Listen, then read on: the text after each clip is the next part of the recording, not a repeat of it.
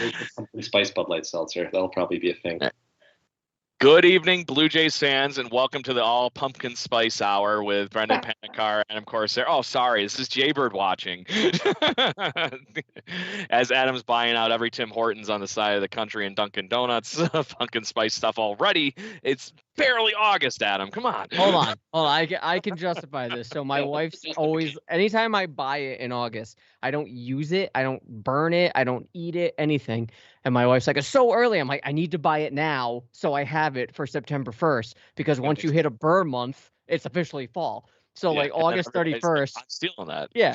August 31st, you're chilling in your shorts on the side of the beach, and then September 1st, you're automatically in a sweater. I don't care what the weather is. You have either a blazer on or a sweater, and you're drinking pumpkin spice lattes. I will fight anyone. It's basically fall the way it's been over here in Rochester, New York, the last 3 weeks. It is the hottest day it's been over here in Rochester, and I think it's been the same thing over the lake on the for the Toronto side. The highest we've gotten is 75 degrees because of all the fires and all that kind of stuff with all the dust and everything in the air, and it's just been a crazy, awkwardly nice on this side of the country for July, but I'm okay with it. So to your point, Adam, well, I won't interrupt your buying of pumpkin spice everything. No, I'm good. I loaded up the cart. I'm good. There you go. I just need my wife's credit card. No, I'm kidding. Yes. Cindy. Yeah. Can I borrow your credit card? Yeah. Best season ever. Fight me. So, anyways, I guess we might as well continue this idea of shopping sprees, as we are going to talk Toronto Blue Jays baseball here during the game tonight. So Blue Jays fans, if you're listening to the show, first off, we're brought to you by Stadium Scene TV. Make sure you check out stadiumscene.tv and see how our friends are doing on all the other wonderful outlets for Stadium Scene. And to that point, like I said, we're going to talk Blue Jays triumphant return this evening, and we're going to talk all these wonderful things that we got on the trade deadline that just made this homestand that we all of a sudden had that little bit much more extra. It made it kind of feel like that extra special occasion, almost like a holiday, or quoting on this show, the best reopening day ever, right? So let's dive into some of these trades first. I want to talk about the little ones first, and then I figure we're going to spend the biggest time on our wonderful new starting pitcher. Guys, we got Brad Hand for more or less a couple of rookies, right? Brad Hand coming into this bullpen. I don't think the Blue Jays fans yet in his first two outings have had a chance to see what Brad Hand really can be.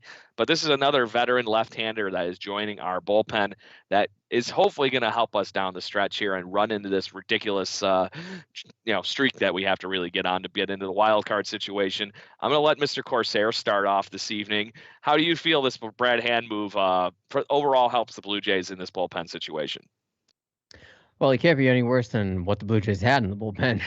I mean, look, the Blue Jays had their eye on Brad Hand since the offseason. I remember being on the show talking about the possible acquisition of Brad Hand, and at the time it was just a bullpen piece, and we didn't want to overpay. It turns out we're still, what are we paying? Just $6.5 million of his salary or thereabouts. That's compared to what he could have been. Yeah, I think he signed with Washington for 10 or thereabouts. I don't know. But look, not the greatest of debuts, and I know we're going to get to the series against Cleveland shortly, but I think the Blue Jays are just trying to feel it out and to see where he fits in the relief role, what role he's going to have. He might not be the one that you want to use to close out games. I sort of assumed that maybe Romano would be jumped down and Hand would be your new closer. Maybe we should reverse it. But all in all, it strengthens the bullpen. The numbers aren't outstanding. They're a little bit worrisome. He has a pretty high walk rate and a low strikeout rate compared to a couple seasons ago. I think his strongest season was 2015, if I'm not mistaken. I just don't have it in front of me. But it's better than what we had. And given the fact that we gave up Riley Adams for him, Riley Adams didn't have a future in this organization, really. The catching situation, logjam there. Moreno is going to be the guy when he's ready. And Kirk is obviously something that they find valuable within the organization. I don't think Jansen or Reese have a future here.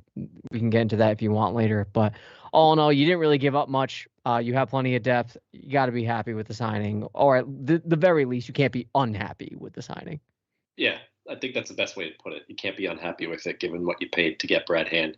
I think the first 2 appearances for him, Blue Jays fans are seeing what he did in Washington. He can have one really decent or good appearance, and then he has a stinker. Fortunately, I missed his stinker appearance on Monday. I had to leave to catch the train to get home because I was not living downtown anymore. I can't walk home, so luckily I missed the meltdown on Monday. Yeah, to that point, it was rather spectacular. Yeah, it was spectacular when I could see it when I was trying to walk by some bars on the way to the subway and look inside, look at the TV and see what's going on. And I saw 5-2. I'm like, oh, crap. But yeah, so we've seen good, we've seen bad, and that's what he did in Washington so far this year. But at the very least, he just adds another veteran arm to the bullpen that can lengthen it a little bit more. And I just don't think you're going to get dominant stuff, but you can get a guy who can get some quality outs in some pretty big situations or blow it epically. To that point, I still think we're going to get more good out of Brad Hand than we are going to get bad, especially when we really think of what this is doing to the bullpen as a whole, guys. This is pushing some of those guys that we were hoping to not really have in our bullpen, but got thrust into those roles, right? So this is where we're pushing Joel Payamps out of the shuffle, right? Trent Thornton's even now dancing on the line, things like that, So overall, you're getting that veteran arm in our bullpen that we really needed to have. And to that point, the guy that we were hoping to continue getting out of somebody like Tyler Chatwood, who was released officially today. So there's your other news tidbit. Yep. But to be paired with him, and unfortunately we got some bad news right before the show that this move isn't moved out to be as epically awesome at the moment anyways, but still could spell good success for the Toronto Blue Jays. Excuse me. Joakim Soria is part of the trade deadline drama as well. This guy has been one of those guys that has always found a way to get outs. And guys, he's really lost a step from one of the days when I remember enjoying watching him as a closer for the Kansas City Royals. And he's just found a way to get outs in the bullpen and still found to be a very wily veteran and be able to get that. And I think this is a great sign for the Blue Jays to be able to get him in a trade to just like I said, continue pushing some of these quote unquote not as talented guys and replacing them with veterans. It's always great that, you have those guys that come up in this situation, which we heard right before today, that Joakim Soria is heading to the 10-day IL. I don't know when they said the retroactive date was to that whole thing, as I guess it was an injury, basically since he's joined the team or whatever it was, maybe even while he was traveling. I have no idea. But to that point, as another guy that we were just talking about, do you think he's going to be one of those guys that helps make a big splash in this bullpen going forward, Brendan, that once he comes back healthy? Yeah, totally. To your point, Craig, about him being a pretty good closer when he was with Kansas City, never a guy who has thrown overly hard, even less so now. And that's why he was a guy that I always remember being so frustrated at whenever the Blue Jays would face Joakim Soria, because I'm just like, why can't you hit him? Because it was kind of like, in a way, kind of like Casey Jansen, where they both don't throw overly hard, but they're super crafty, very good location. And Soria's curveball is absolutely a thing of beauty. I think we saw a called third strike on Monday's game when Soria pitched, I think, his only inning with the Blue Jays so far before landing on the injured list. So, yeah, it was a nice little quick move. They were able to sneak in before the 4 p.m. deadline. And again, that's kind of like the Brad Hand move. It's one that I don't know how you can be upset about it, because it was just 2 players to be named later who we don't know yet. So I'm sure that deal will be completed in the off season, and that'll be it. And yeah, hopefully Soria is only gone for the 10 days, maybe a little bit longer than that. And he comes back, and just like Brad Hand, he just lengthens the bullpen a little bit more and can get some quality outs. Speaking of trade fun, Corey Dickerson, our recent other trade acquisition that's finally a Toronto Blue Jay, just had a 2-run double. Oh, yes. No, or did they call it? Yeah, they call it a double. Okay. So that's another fun thing right there.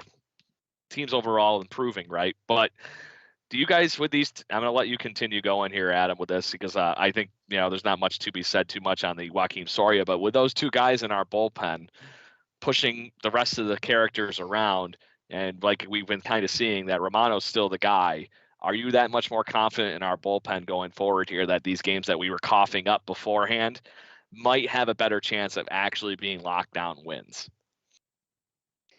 I'm more confident than I was before the deadline. I'm How much more confident is the question, I guess. Yeah, not substantially more confident. I think that Soria, I feel like he's been on the Blue Jays radar for years. Probably. Right? He was I think someone kind of like Jay Bruce, like Blue Jay legend Jay Bruce. Like I feel like Joaquim Soria has been a Blue Jay legend that never was until now. But I know it's recency bias and whatnot, and Soria did have a good outing. And to answer your question from before, it is retroactive yesterday, August 3rd. It's just middle finger inflammation. So hopefully it's not a blister, because those can linger. But I don't think he has a history of blister injuries anyway. But I just, given what we saw on Monday, and that's really the only game that the Blue Jays have coughed up. It's the only game they've lost since the trade deadline.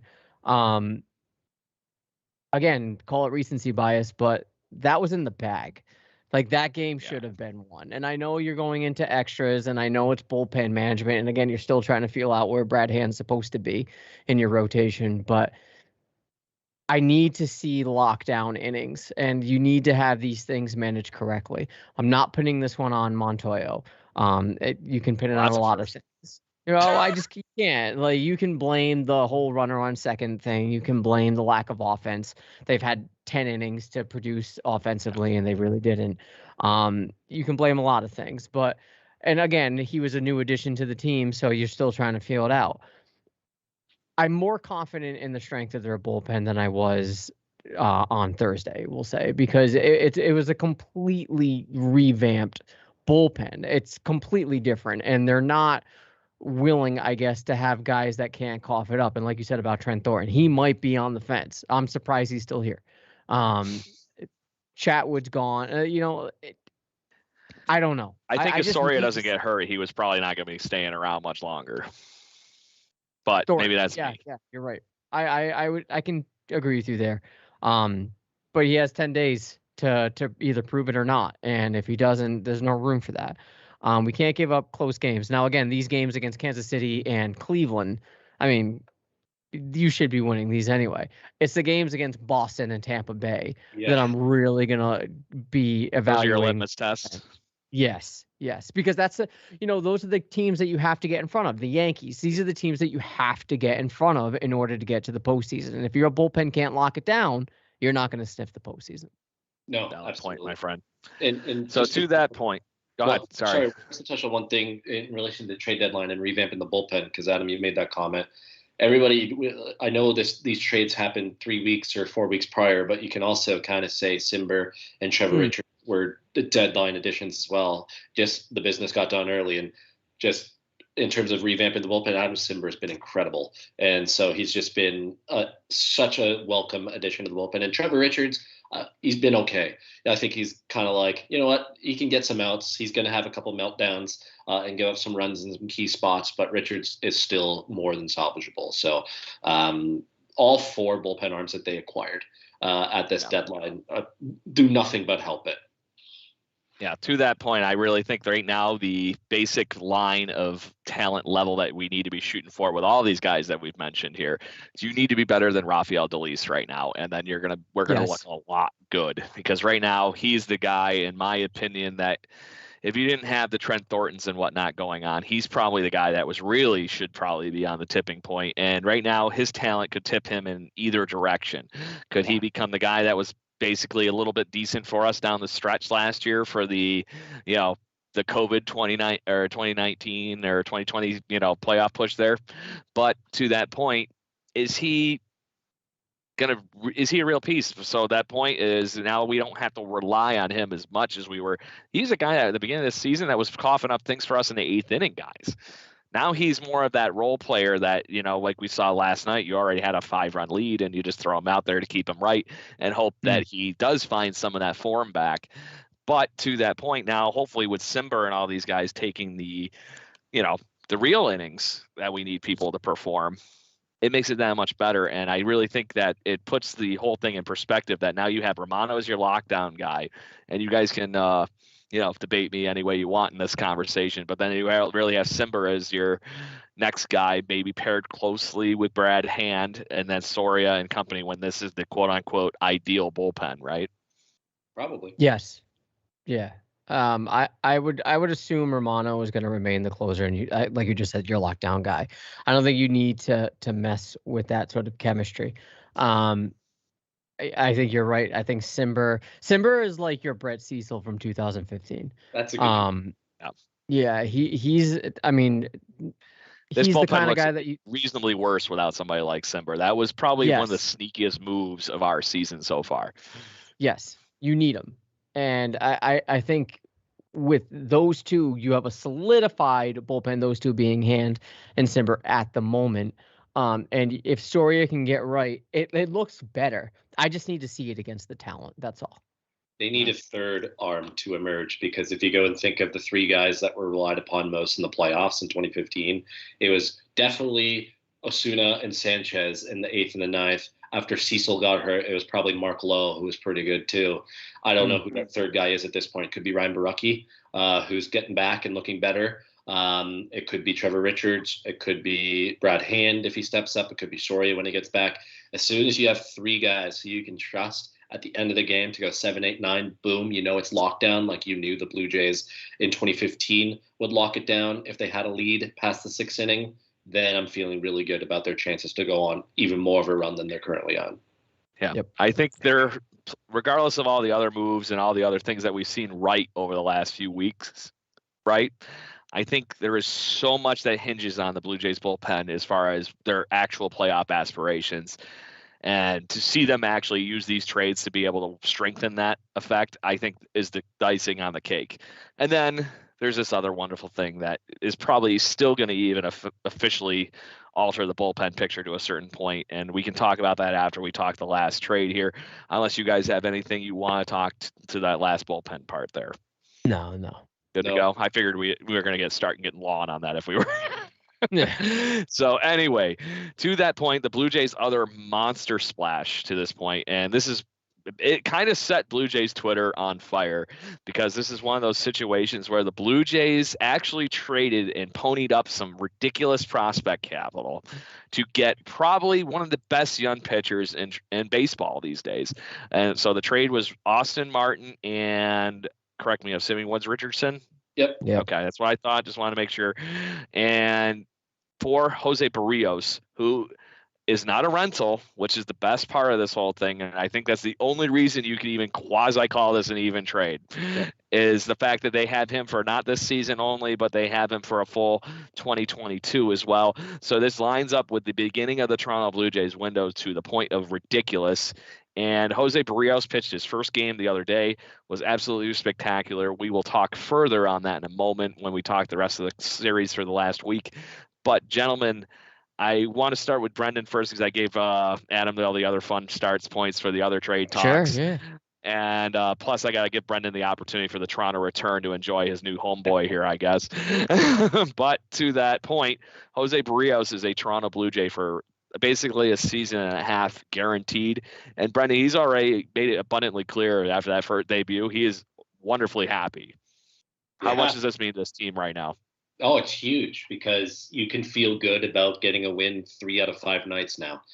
Whenever you have Ryu, Ray, or Barrios going to the mound, you can very much expect a win on 3 out of 5 nights. I guess at this point, maybe it's 3 out of 6, because currently it's a 6-man rotation until they decide what they want to do with Steven Matz. You could probably make a case that the way Alek Manoah pitched on Saturday could lead to feeling comfortable about winning a 4th whenever you go around. And then Ross Stripling, you get what you get from your 5th guy, and he can turn out some really quality outings. He can turn out some stinkers.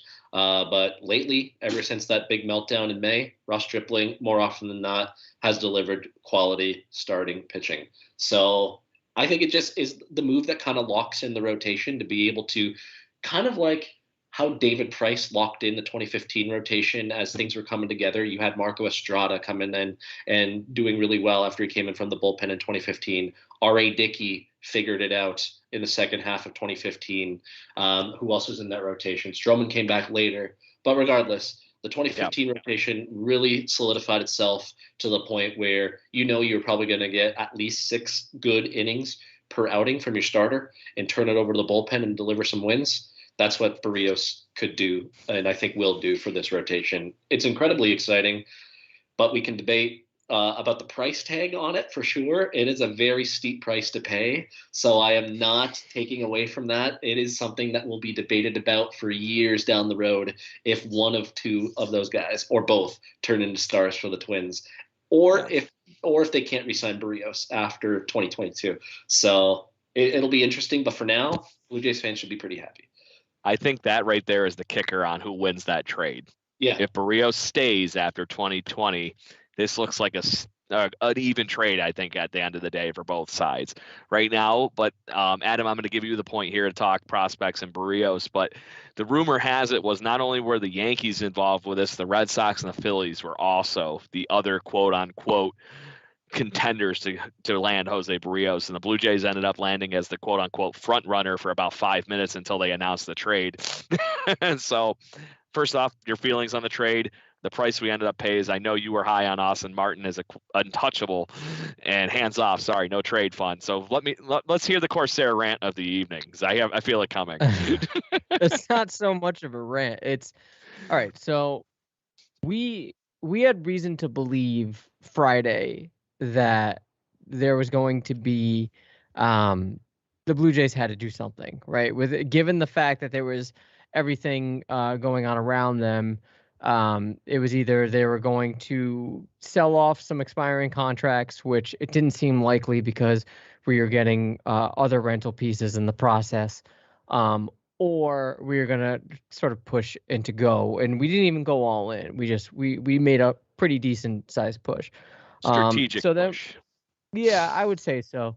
And this I'll get to it in a second. So when I saw the trade and I saw the hype, Blue Jays are close to acquiring Barrios, and you hear the first shoe to drop was SWR. I'm thinking to myself, I can live with that. I can totally live with that, because you have to give up some good prospect capital in order to get a pitcher with control that is all-star caliber. Yep. But to that point, you thought he was the main chip. Of course, initially. Because I think it was Heyman that said SWR plus, and I'm thinking, why would they leave out something of, I think, higher value? Right, now, it's just the way I evaluate the prospect. I know a lot of people are high on SWR, are higher than Austin Martin. That's fine. I just thought Austin Martin was an incredible talent, and I still do. Then when I hear Austin Martin, you guys know in the side chat, I was pissed.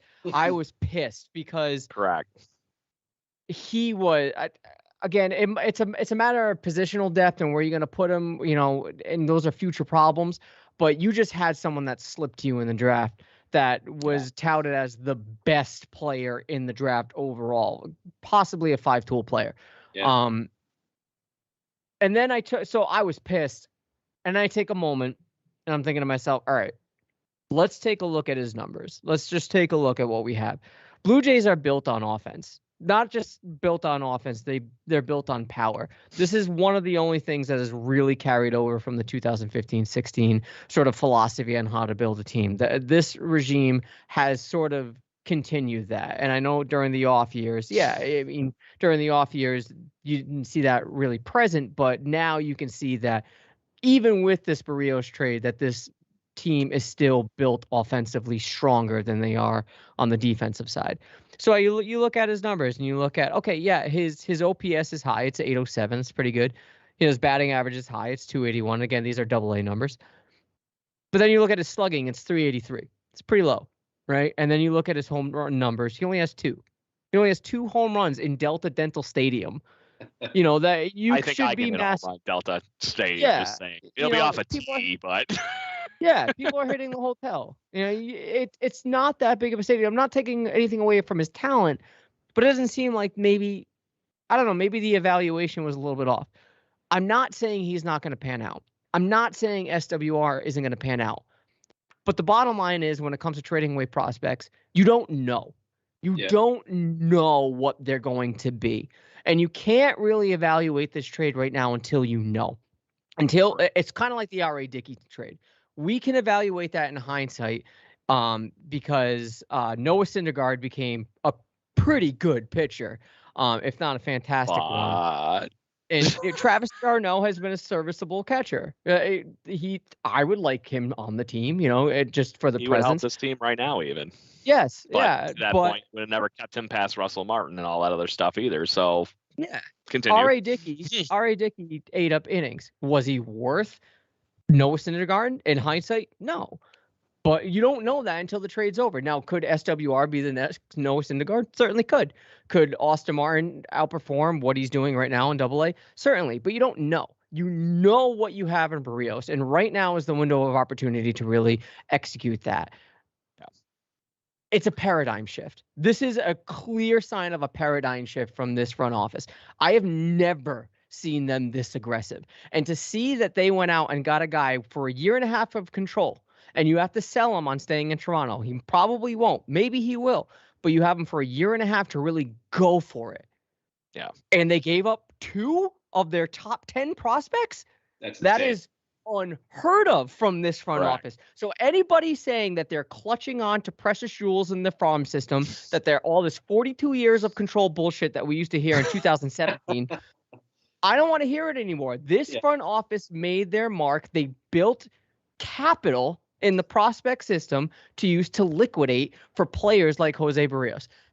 You have him for next year. And when I came out of, when it came to this trade, I know I'm rambling. When it came out to this trade deadline, I'm thinking to myself, this trade deadline was great, but you don't pick up a player like Barrios and that's it. Next offseason is going to be exciting. Yeah. It's going to be very exciting. Yes. So to that point, at a minimum here, what you've done is at least shifted for next season. You have Hyunjin Ryu and Jose Barrios guaranteed in your rotation. They are going to make a serious play to keep Robbie Ray happy, who is quote unquote the 4th or 3rd guy ranked in Major League pitching free agents next season. He's going to command a decent contract, but to that point, he is clearly comfortable with these guys in Toronto, and I think that's going to not give a huge discount, but it's going to play a lot to the point where that whatever hell you want to throw a brick of money at him, he's going to be happy to take it. So it's going to be, if it came down like to us and 3 other teams offering him the same offer, unless it's literally the dream team he wanted to play for, which honestly right now I feel like might be the Toronto Blue Jays. So to that point, that's also the reason why you might be able to book up Barrios further, because he's going to love knowing the fact that, oh yeah, guess what? I'm going to have Bo Bichette, George Springer, Vladdy, and company in this lineup for a good amount of time. I have a extended chance to win in Toronto baseball for the next 4 to 5 years. You have to. That's a pretty good selling point. Easily. I don't know who the hell could turn that down unless they're giving you the, paying you what you're worth kind of idea. The other good thing about adding Barrios is you protect yourself if you don't re-sign Robbie Ray, and then you still have a very good 2-headed horse at the top of the rotation, and you go and fill it out how you need. I'm assuming Manoah is going to get a spot next year based on what he's done so far. Yeah. 3. He's got a spot right now, in my opinion. Definitely, 100%. And then who else knows maybe somebody else in the minor leagues takes a step forward like Manoah did this season and comes up and forces their hand. Pearson. Yeah, Nate Pearson. I'm surprised you said that, because I thought you were going to say he's the best Blue Jays closer to be like Sean Reed Foley we've been saying. No. I'm saying if you have Ryu, Barrios, Ray, Manoah, I don't care who the 5th is. I don't care. Let it be Pearson. Let it be Kay. Let it be both of them. I don't care. It's a 5th starter. I'm fine with any of that. And that's where the Blue Jays, I think, had the best thing, because in the midst of this, yes, they took on Jose Barrios' money. Okay, what's the worst case scenario here? They still have a ton of money. They're not even close to the ballpark that they were in when they were winning playoff appearances and whatnot in 2015 and 2016. Correct me if I'm wrong. Wasn't 2015's payroll somewhere in the ballpark of 160, 170? I believe it actually. Not higher. 2016, 2017. That was like 200. It was getting close to 200. That's for sure. Okay. Yeah, and that's because I was all going to Troy Tulowitzki. But to that point, this team is flushed with the point to be able to, even with what we have on the point, turn around and still pay for somebody Robbie Ray like, and then make our current player core happier than a pig in shit. Just saying. So there's some Fernando Tatis Jr. like contracts coming in this offseason. I have a strange feeling to keep this core together, but it's going to be very interesting to see what the Blue Jays do with their market value and going whatnot forward here.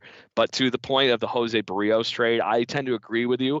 I am a sure thing on the fact that Austin Martin and Sean or SWR are going to be major league pitchers and players for the Minnesota Twins. It will not shock me one bit.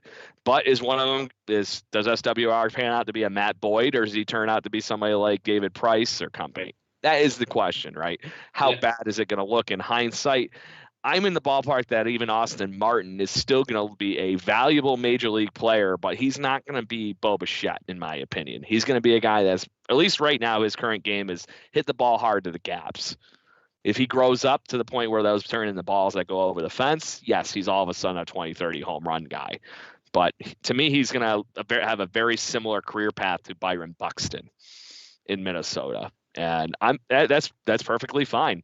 That is going to be a very awesome comp for the Minnesota Twins fans too. Hopefully he gets started a little bit more quickly than Brian Buxton did. I got to enjoy him here in Rochester way too much. You know what else? I just looked this up. You know what else could be an interesting way to look at the trade and you get Barrios is you have to go for it in 2022 because let's just think that's only 2 years remaining on Hyun-Jin Ryu's contract, right? Like we all forgetting that it was only a 4-year deal, and this is year 2 of that deal. Mm-hmm. So Barrios is ARB eligible this offseason. Why don't you just buy out that year? Buy it out. Yeah, and pay him to lock him up until the end of Ryu's contract, and then you have 2 years to go for it with Ryu. And that only gets him to his year 30 season too. Right. So that's the other thing. That's just a ridiculous thing. We're still seeing just the progression of Jose Barrios here. Yeah. So 100%. So they can get creative this offseason, and I would not be surprised if you see them buy out that ARB year, don't even go to a hearing, pay him a good amount of money, but also be like, okay, we're going to pay you, but you have to commit to us for 2023 as well. And then you can go and hit the free agent market and see what you can get on the open market. So yeah, in my mind, Adam, to your point, this offseason could be a whole bunch of fun. Just really hope that there's no labor disputes or lockouts. That's the only fear. Yeah. I'm not. Well, let me put it to you this way.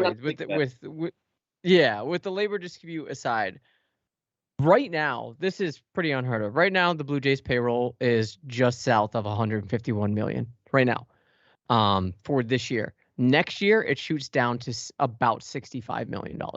Right. So you got approximately a little less than 100 million in different. You can splash, right?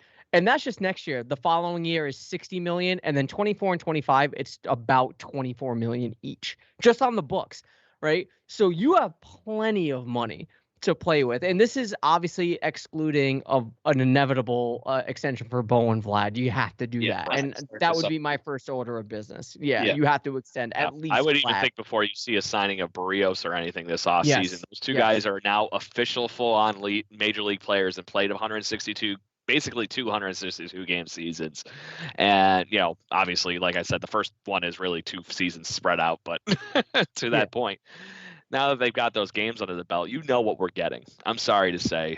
The American League East, you better fucking watch out. These 2 guys are going to be here. They're legit. Everybody sees what Vlad's doing right now and is quietly forgetting the fact that Bo Bichette's having one of the best major league shortstop seasons in recent American League history.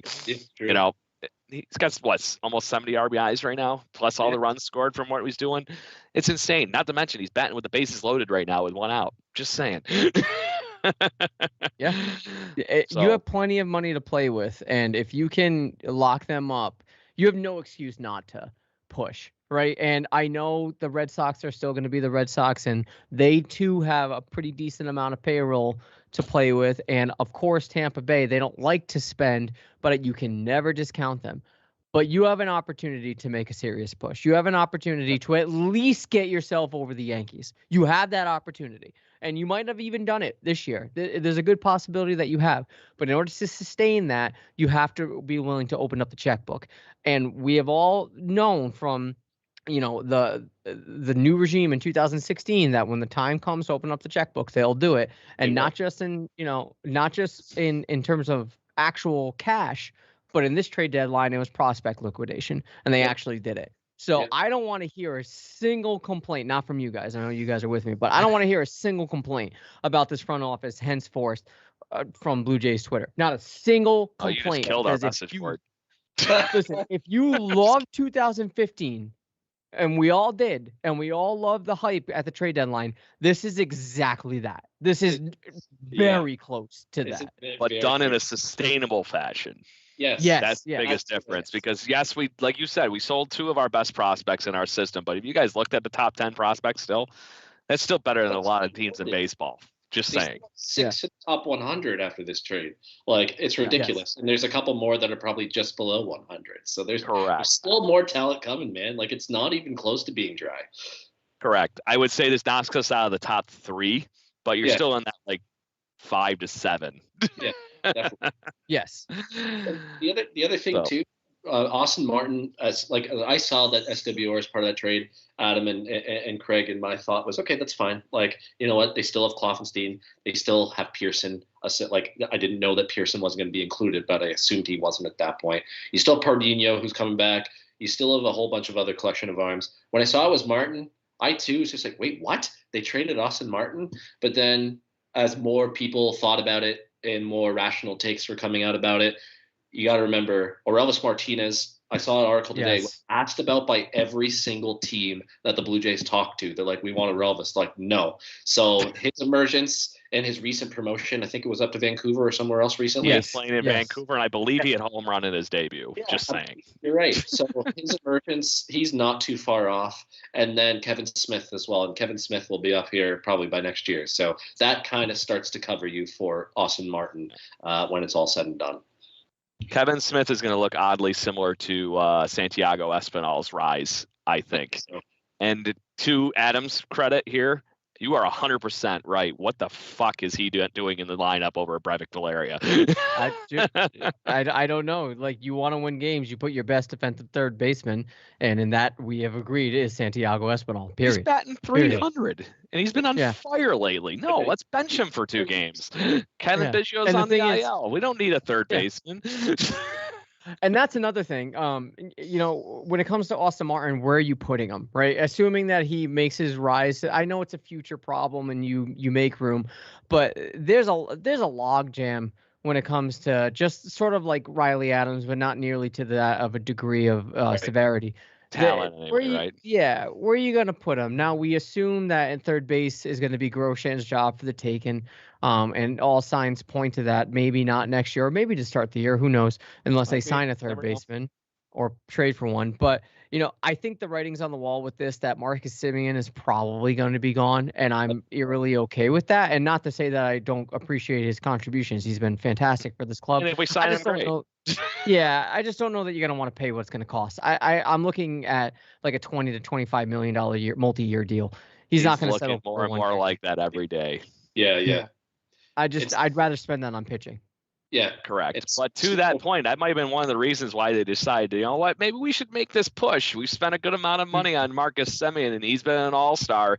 And in all reality, I wouldn't be shocked if he's in the MVP race if you were looking at how that's shaping up right now, because you don't have somebody like Mike Trout. Shohei Ohtani and Vladdy are obviously dominating that, but he's going to probably get some votes at the end of the day for that position. I would think he's in that top 5 guys in the American League right now. So to that point, Rafael Devers being probably the other one. Yeah. I just also think this opens up an opportunity for Kevin Biggio to go back in a position where he was strongest at, and that's second base. Right. And then you sort of have your infield all figured out. You don't have to worry about that. And then you have your outfield already figured out because it's going to be there for you next year. And at that point, you know, and that's the thing that we were talking about in the offseason. What are you going to do with this outfield? Well, it worked out. Like, and there's no reason why you can't. Yeah, you can't continue to do that. That's fine with me. You just worry about the pitching and a third baseman and maybe a catcher. Like, I would like a veteran catcher. 5 solid outfielders right now with Corey Dickerson coming back. Yeah. Grichuk's been Grichuk, and that is nothing wrong. He's actually found a way to eclipse his typical, in my opinion. And then you have Lourdes. We still have Lourdes Gurriel Jr. Just saying. How were we expecting that? Correct, but to that point, he also is leading the American League. Or actually, I think he's leading the majors in outfield assists. So there's something to that. Yeah. And I still think the best days for his bat are to come. It's a consistency thing, I think, with him just as much. And then you have Springer and Teoscar, who is one of the best RBI guys in baseball right now. So they're set. Man. Okay, great. Well, you're not putting anybody else in our outfield. Just saying. How much of this whole talk of Austin Martin here do you think is because of the Orelvis Martinez emergence? Oh, I think it has everything to do with it. Him and Kevin Smith made him expendable. Plus, I bet they may have tried to ship Groshans at the door, but that also speaks volumes to what they think of Jordan Groshans. So you're fine. You have 3 potential third basemen there. I have no doubt in my mind that that's why Martin became expendable. Yeah, you had 4 or 5 guys basically that were going to be possibly either everyday or talented everyday guys to be playing those positions, and there's only so many positions on a diamond. So if you got what you got, we were wondering this for years, boys. You know, we were talking how why did they draft another shortstop? How many times, right? So I guess it's finally good that it proved into be something else, and good trade. You know, we talked about it repetitively on this show. Good pitching tends to beat good hitting. The Blue Jays now have a solid pitching core, bullpen and starting rotation for this season, mind you, and this offense just continues to bang and, you know, break out the Barrio jacket as it is already doing this evening. Let me ask this, and then we can, if I don't want to beat the point up, but we can move on if you want after this. I don't want to hijack hosting either, but let me throw out this scenario. We do that to each other each week. Yeah. Let me throw out this scenario. Let's just assume that Scherzer didn't have a no trade. All right. What would you be more comfortable with? The trade that happened or the exact 2 same pieces for Scherzer without an extension? Oh, I'm happy with what we got. As much as I love Max Scherzer, there's a whole another year that I get to ride this same wave with Jose Barrios. See, I think that's where people were thinking a little bit is like Barrios, we said this last week when we were talking about it, at his ceiling, he's been like Marcus Stroman, and that's a pretty high price to pay for a guy who's very similar to Marcus Stroman. I think everybody's initial reaction, if it was Scherzer, would have been like, holy crap, we got Max Scherzer. Right. And it would look better on paper, I'll give you that. It would look better on paper. But that being said, again, like, who else were you going to go out and get at this deadline? Scherzer was gone, and he probably wasn't going to resign here. And I don't know if he would have been willing to waive his no trade clause. No way. I don't think so. No, but assuming he was to that point, those 2 seem like a more of a fair trade in what the Dodgers ended up finally giving up to get him in LA. It would have had to been more. Exactly. I think there's a third guy at least in there, and it probably would have still been one of our top 10 guys. Probably. Yeah, that's what I'm saying. So, like, how much of this has to do with? I don't mind the trade, but how much? You've heard incremental things. I'm sure SWR was the main piece, and they might have been like, "Hey, we want Martinez," or "Hey, we want Pearson," and the Blue Jays staff was like, all right, I'll get back to you. Like, we have a couple things moving, and they came back, and the Red Sox are like, "Hey, we have this on the table." Like, how much of it was just like a fuck that? Fuck the Yankees, fuck the Red Sox, Austin Martin, let's make this happen. Like, probably it was a push to like, no, we can't allow this, because if that happens, we're out. We're out of it. It's just as much to that point to beat the Yankees and the Red Sox in our own division. Yes. To that point. And we've seen this throughout our Blue Jays history period since 1977, trying to keep the right guys away from those 2 teams to ensure the fact that we actually have a legit shot in our own division. It's as much as what the Yankees and the Red Sox did in those years where they're battling back and forth. It's the Manny Ramirez thing all over again, right?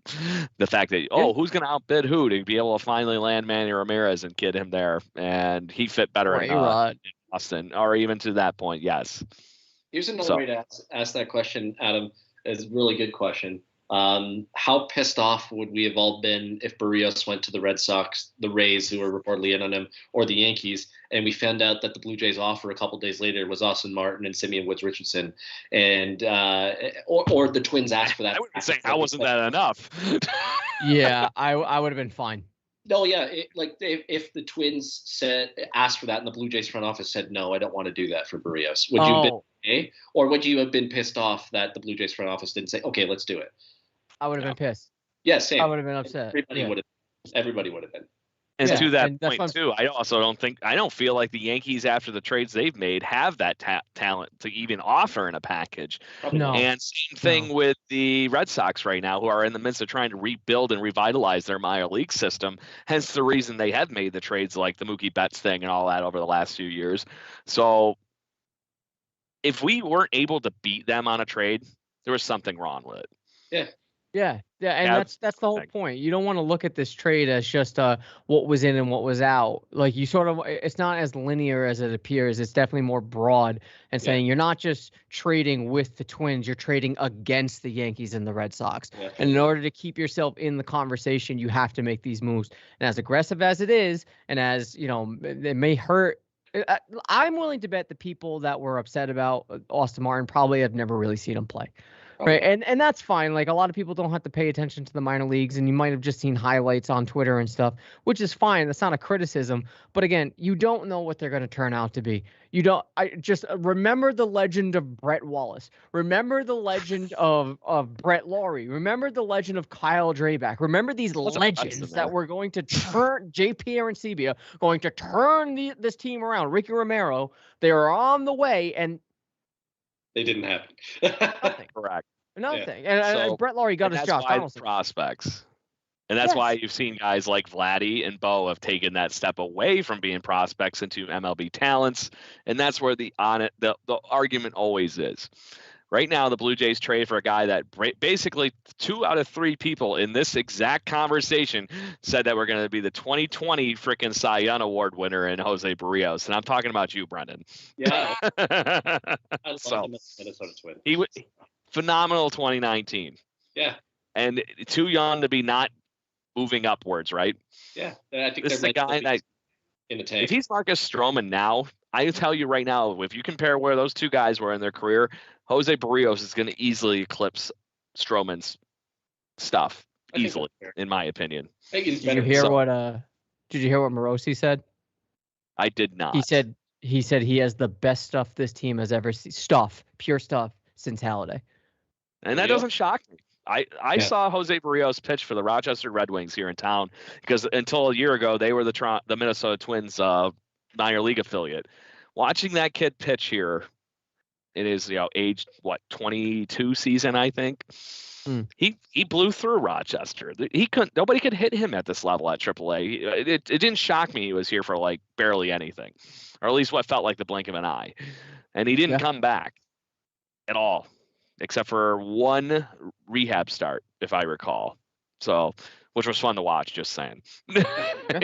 Yeah. He beat the Rail Riders, which at the time was the New York Yankees minor league system, with Aaron Judge, Gary Sanchez, all the guys that are their regulars, made them just look like toddlers trying to swing a T-ball bat. So, to that point, I agree with you and Morosi that he's got some of the crazy stuff. It's like having David Price again. People really need to start, and we have him for a whole nother year where he actually legit could be David Price. Right. Who's that? That's not me. Sorry, that was me. I to change topics, spell. So to that point, let's talk, because I want to talk the homestand and all the return fun here and everything like that. And literally, as we get to like I said, enjoy being Toronto Blue Jays again. Finally, yes, it finally happened, gentlemen. Brendan, you got a chance to actually go to one of these games. So tell me how the general buzz. Give me the pulse. What's going on in Toronto with this team finally getting a chance to come home, and how it might feel for the players as well? Well, they're winning 5-0, and the only game they've lost since they've been home was the game I was at. So pretty shitty. Let's go home. It's kind of like I mean, I watched it on Friday and saw how emotional it was for them to return, for everybody.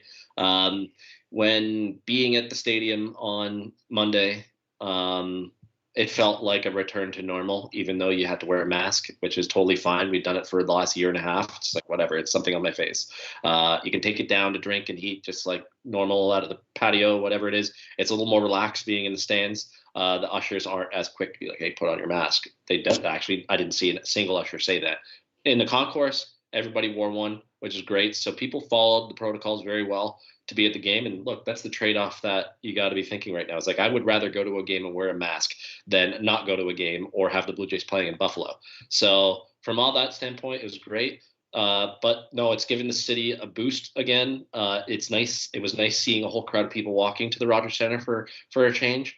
And yeah, it just feels like this start of return to pre-pandemic levels. And it'll be interesting to see if maybe at some point in September they can up the capacity, hopefully when they are much more in a pennant race or a wild card race, to maybe get to 30,000 or 40,000 later on this season. But no, it was awesome. 15,000 people can make a lot of noise, even though it doesn't feel like too many people in such a big stadium.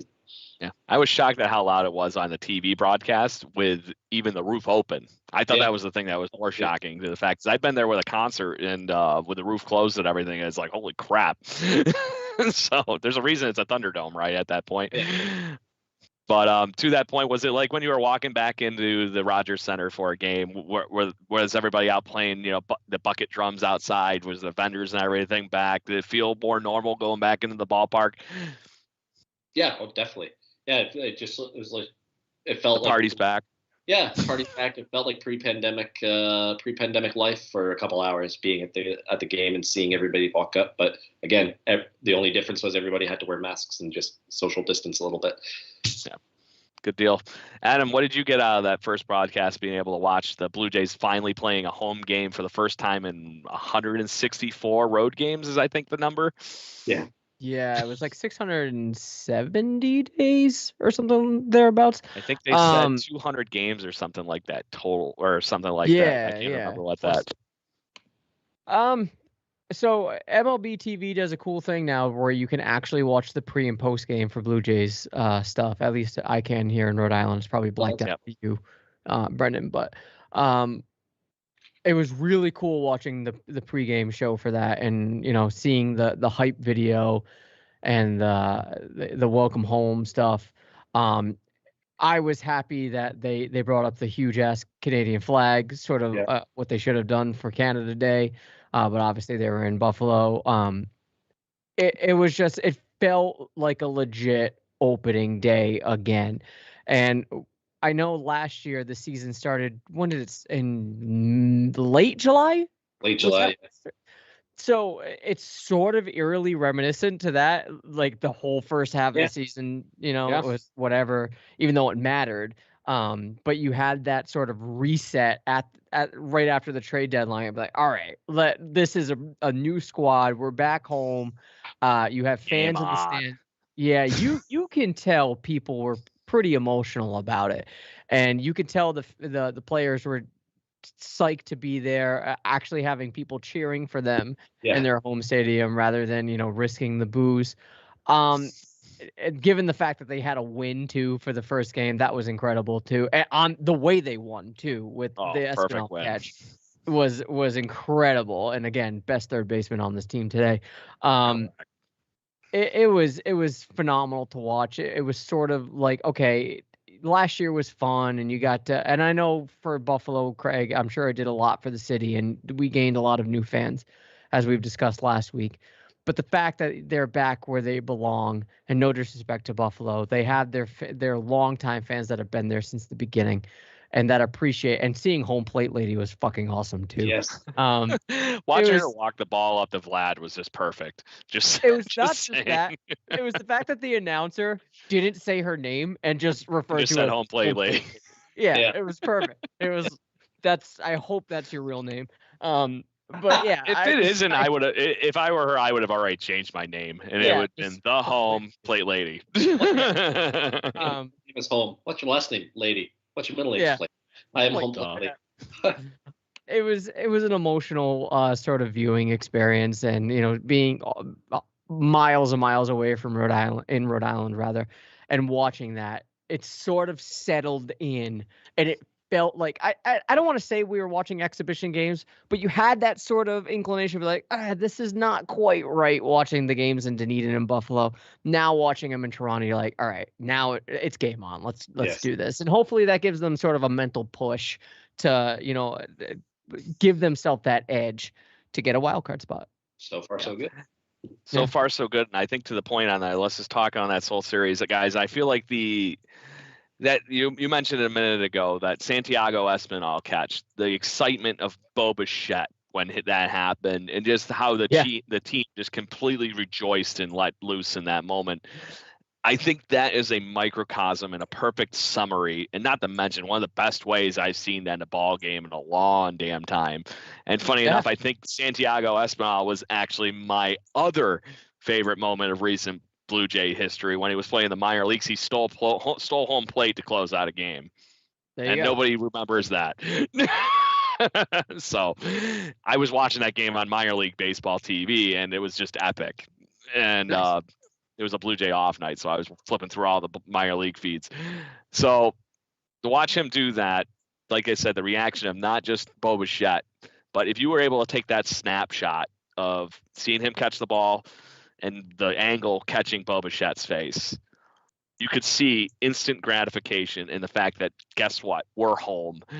Yeah. And I really feel like if you wanted to pinpoint a changing point in this season for the Toronto Blue Jays, that catch might have sealed it down. I'm even getting goosebumps just freaking thinking about it, boys. Just saying. So what do you think as far as the homestand and that first game and how that is going to carry through at least this homestand? And honestly, right now, the Blue Jays are up 6-0 on a Reese McGuire hit. Where the hell did that come from again? And it continues to keep happening. I'm strangely okay with it. But to that point, it seems like you said, a reset button has been pressed. This is a new team going on forward. We got new pitchers. We have new players.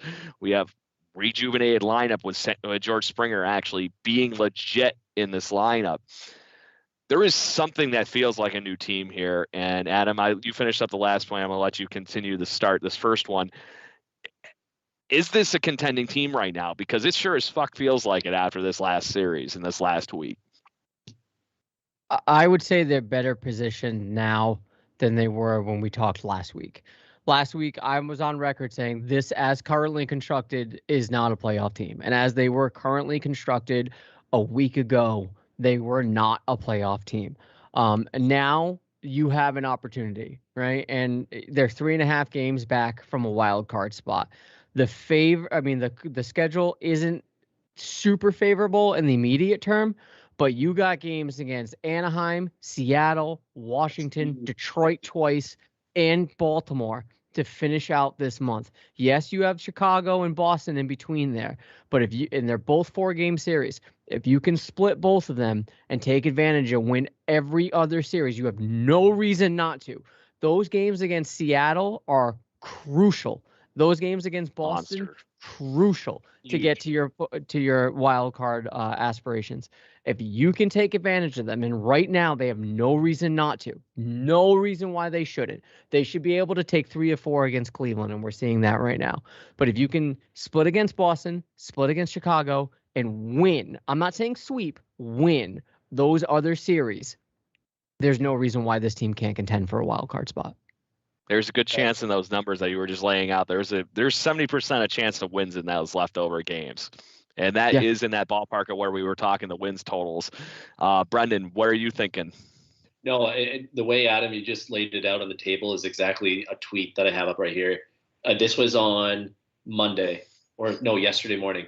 Ben Ennis at Sportsnet said the Jays have 59 games remaining, 24 against the Red Sox, Yankees, Rays, White Sox, and A's. If you go 12-12 against those teams, you need to go 24-11 against the rest to get to 90 wins.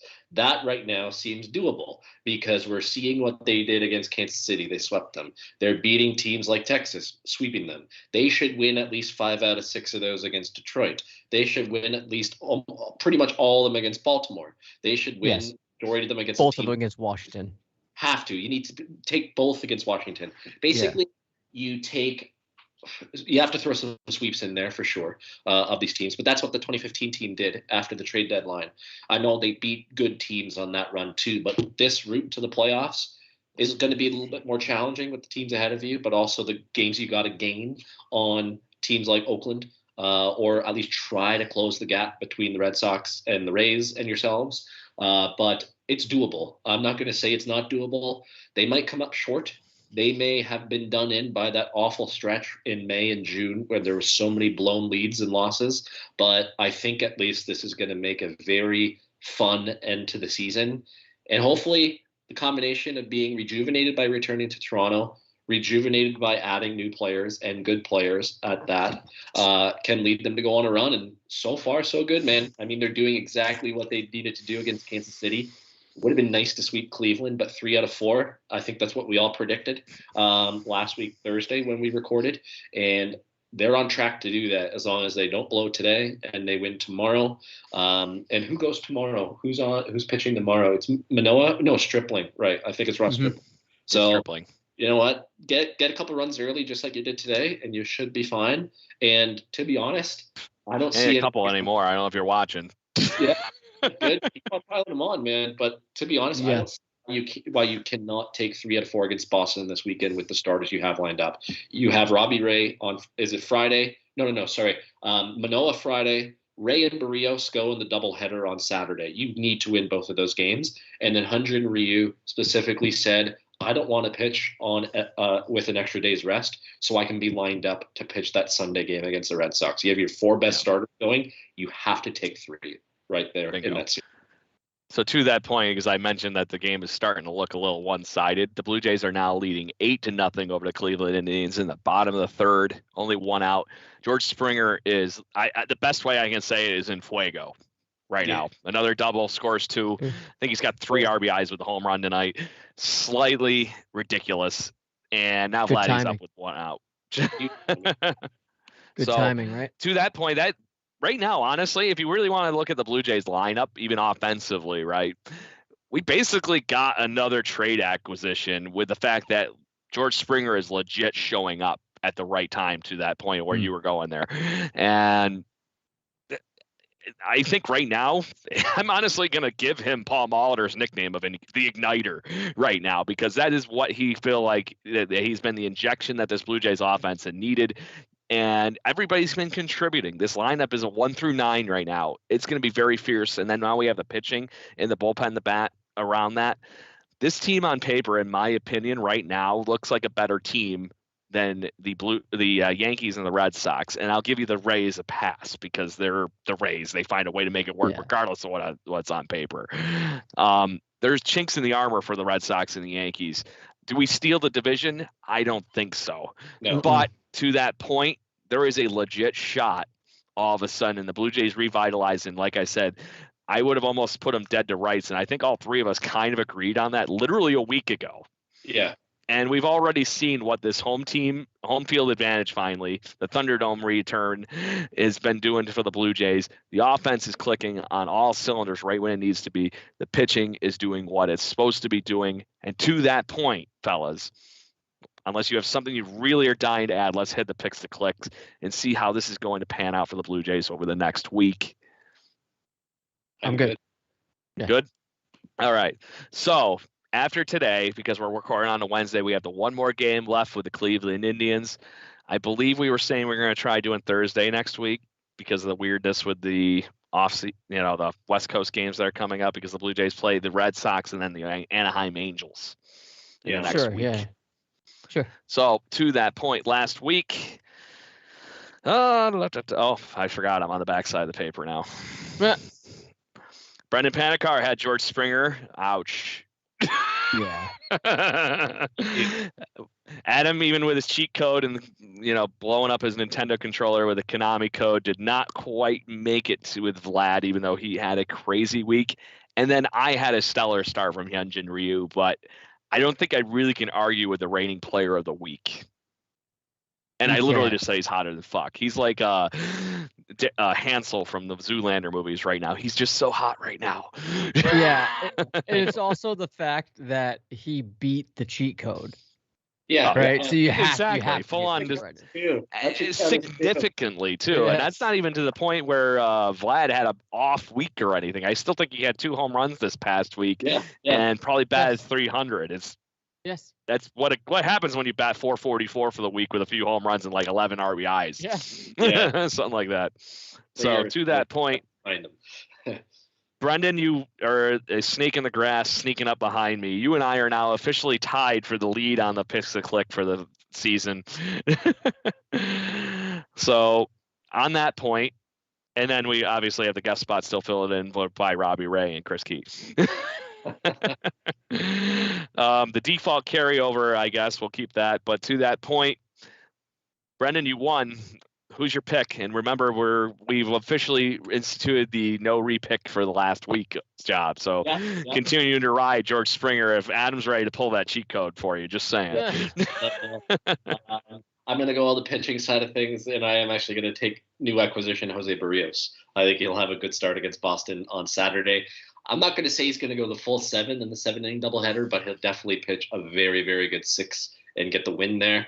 I'm not sure if I don't think he'd be in line for another start before we record next week, but I will take a very good start from Barrios and hope that's enough to get over the hump. But I also don't hope that's enough because that means the offense was probably a little quiet, which they can't have against Boston. But still, that's what I'm going to go with.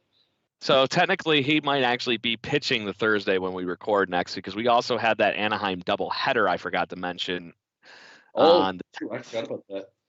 So I should have mentioned that. I'm sorry. No, that's so okay. Technically, but we will also record before that game, so that wouldn't count. Correct. Yes. So that would be technically the week following. So to that point, you would probably get 2 starts if anybody wants to pick Jose Barrios the following week. All right. So you got him locked in, and how are the Blue Jays doing against those teams? Like I said, we have technically 1 more against the Indians, 3 against the Red Sox, and we have 3 against the Angels before our next recording. I will predict the Red Sox series because we did Cleveland last week, all 4 games, and we'll do all 4 Angels games too, I guess, just because that would be awkward with predicting that. 3 against Boston, just kind of like what I was just saying, you have to win 3 of those games at minimum with the starters you got going in that game or in that series. And then again, a team that's kind of still on your heels a little bit in the wild card race, the Angels, you got to take 3 there too. Like they got to take 3 out of 4 in these series. Now you splits maybe against the Red Sox would be okay, not detrimental because you don't gain ground, but you don't lose ground. But you're in a position where you have to start gaining ground. So give me 6-2 over the course of the next between now and when we record next. So 6-2. Realistic. I think, and I think to that point, you're trying to plant your flag that you're coming for. Yeah. Exactly. So, Mr. Corsair, give me your pick. Who do you think? And tell me how you think the Blue Jays are going to do over the week.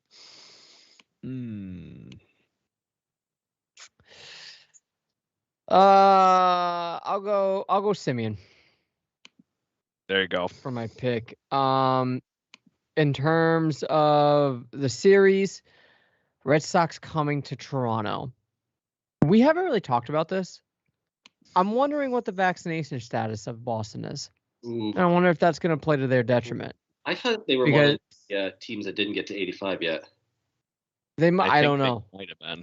I can't remember, but something. Right. That's also not the best record to be able to find either. So to that point, let's say they are stranded. You're thinking that's because they're basically hotel quarantined. You were wondering if that was going to hinder them, is what I'm guessing, Adam, right? Yeah, I'm wondering. And we haven't really considered that with other teams coming into Toronto. What the vaccination status of those teams are. Like, for instance, for the Yankees, Rizzo is highly anti-vax. And so he might not be able to play in Toronto when the Yankees come. True. You know what I'm saying? So I don't know what the Red Sox status. We didn't have to deal with this in Buffalo. So this is going to be interesting to see how it plays out. Conservatively, I'm going to go 2 out of 4 against Boston. The Anaheim series, it's important to note that the first game of the doubleheader on Tuesday, it's actually a home game for Toronto in Anaheim. So they get the last at bat if necessary. I'm going to say 3 out of 4 there. So was that 5-3? Yep. And then are you taking the last game against Cleveland? Oh yeah, I think I figured you were. Just checking. Yeah. This is a really weird week where there is a ton of Blue Jay baseball this week. So you guys were all jealous of the fact that I got to host the honeypot of Toronto Blue Jays news for the whole season. Yeah. We're gonna have plenty to talk about next week with what's going on too. So just saying. I hope so. I hope it's good stuff too. Yeah. So to that point, you said Semien. Here's your thing. So I guess it's my pick then. I gotta think of who the hell I'm thinking here, and I have a strange feeling that this road trip is going to be Bo Bichette's week. Everybody else has had their monster week. He's been having, like I said, one of the sneaky best seasons in Blue Jay history. But to that point, he hasn't had that, like, oh my God, like, like the cheat code week, right? Yeah. I have a strange feeling that he's going to see what's going on here, and he's taken pretty nice home in that cleanup spot, boys. I really think that this could be the week he always rakes. And then remember how much fun he had playing in Dodger Stadium? I'm wondering if the West Coast road trip continues for Bo Bichette. Be nice. And I tend to agree with you. They have to plant the flag for the series wins this week. And the more of those they can get, I think tomorrow is a lockdown for them with the way this offense is clicking right now for the home series finale against this Cleveland Indians, soon to be Guardians. But yeah, I think they're going to probably split the Red Sox series. I think they're going to come in hot, split the doubleheader, and then unfortunately that Sunday game might be the downer. But to that point, we have a pretty solid pitching matchup for us on our side on that doubleheader day. So it wouldn't shock me that it sneaks into a 3-win series just because, like I said, we're trucking right now. There's really no way of saying it better, I think. This is starting to feel like the momentum that we started saving up for the 2015 season and went on that ridiculous cliff to finish the season. It would not shock me that it continues to go like that. And then the Angels, they have to take 3 out of 4. They have to. Yeah. No excuse. Need to. So to that point, Blue Jays fans, that's pretty much it. Gentlemen, do you have anything you would like to add before I do our wonderful plugs and shit here at the end of the show? No, just win games, get vaccinated. I was just saying, you're not going to yell, get vaccinated like we usually do all of a sudden at the end of the show. Get vaccinated. Make it easy. It helps everybody. Yes. So to that point, Blue Jays fans, you're welcome to come and join us on these wonderful chats that we have. It's usually on a Wednesday or Thursday evening. We are always at 7 o'clock, and we will do our best to tell you. Next week, we're shooting for Thursday unless we get a weird curveball here and we all of a sudden have to do it. Hopefully, we keep to get pouring on runs and destroying Cleveland like we're doing right now. Don't forget to look up our friends on stadium.tv and also, us, obviously, on stadium.tv if you would like to enjoy this wonderful Twitter view that we're getting here on the live feed. Also, find us on YouTube, Twitch, and also wherever you get your podcasting pleasures from, whereas Yahoo, no, not Yahoo, that's not even a thing anymore, is it? On Spotify, iTunes, Apple, whatever heck you get your podcasting pleasures from, we are always here. Make sure you feedback with us on Twitter. We love to talk with you. That is what this was all founded on, was the fact that we want to interact with more and more Toronto Blue Jays fans. Thank you to everybody that chimed in tonight on the Twitter feed. Plenty of you were in the same mindset apparently as us. I didn't have to even divert the conversation, so it was good to see everybody, except for the wonderful fun we had with the Austin Martin thing. It was starting to look like that Twitter feed all over again from the day of the trade deadline. But to that point, it was very fun chatting with you all this evening, even while I'm trying to host and chat with all of you at the same time. But Blue Jays fans, find us here. We'll be here every week, and hopefully we get to go streaking here to the playoffs. Fellas, you ready to end this like we usually do? Let's do it. 2 caps left. Ric Flair. Woo! Woo! Let's go, Blue Jays. Continue the homestand and